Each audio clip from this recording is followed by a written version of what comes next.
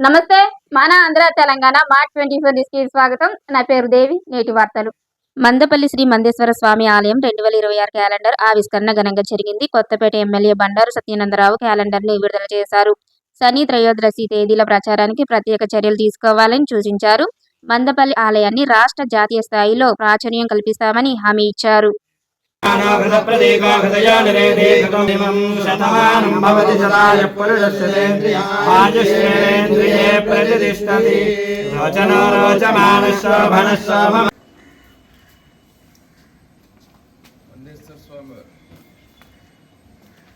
ఒక 5 సంవత్సరాలు కుమ్మేసి గద్దలు గౌరవనీయులు శ్రీ పోసపాటి అశోక్ గజపతిరాజు గారిని మన గ్రామానికి ఆహ్వానించడం, మన నియోజకవర్గానికి ఆహ్వానించడం అనేది చాలా మంచి ఆలోచన. హృదయపూర్వకంగా దాన్ని నేను స్వీకరిస్తూ ఆ కార్యక్రమాన్ని ఏ విధంగా చేయాలి, ఎలా చేయాలి అనేది మీరు అందరూ ఒక యాక్షన్ ప్లాన్ వేసుకుంటే భువన విజయం తరహాలో కవి సమ్మేళనం కూడా జరగాలి అనేది శ్రీకృష్ణదేవరాయలు వారు ఆస్థానంలో భువన విజయం జరిగేదనేది ఇప్పటికీ మన చరిత్రకారుల ద్వారా మనం కొత్తపేట నియోజకవర్గంలో బండారు సత్యానందరావు గారి కాన్స్టిట్యున్సీలో దగ్గర గ్రామం మండపల్లిలో శ్రీ మందేశ్వర శనేశ్వర స్వామి వేణుగోపాల్ సమేతంగా ఉన్న ఈ దేవాలయము మా అదృష్టం ఏంటంటే విజయనగర మహారాజా వారి దేవస్థానం.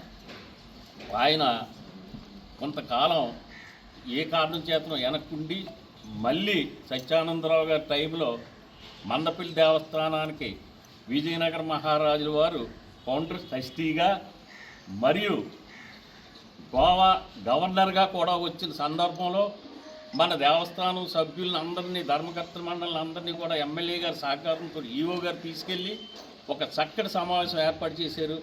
నా కోరిక ఏంటంటే మందపల్లి గ్రామస్తుడిగా ఒక పెద్దగా అడిగేది ఏంటంటే ఎప్పటికైనా ఒక్కసారి మీ కాన్స్టిట్యున్సీలో ఆయన్ని ఒక్కసారి మందపల్లి తీసుకొచ్చి దేవాదాయ శాఖ మంత్రితో మాట్లాడతారు, మీరు ఏం చేస్తారు మాకైతే తెలియదు.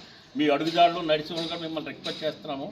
వారిని ఒకసారి తీసుకొచ్చి విజయనగర మహారాజా వారి యొక్క కవి సమ్మేళనం, ఒక కవులను పిలిచి వారికి ఒక సన్మానాలను చేసి ఒక అష్టాదానం శతాదానం అని వాళ్ళకి ఒక కవులు వాళ్ళతోటి మన రామకృష్ణుడు గారు దూర్జటి వీళ్ళందరూ కూడా ఒక సభ ఉండేది వాళ్ళకి.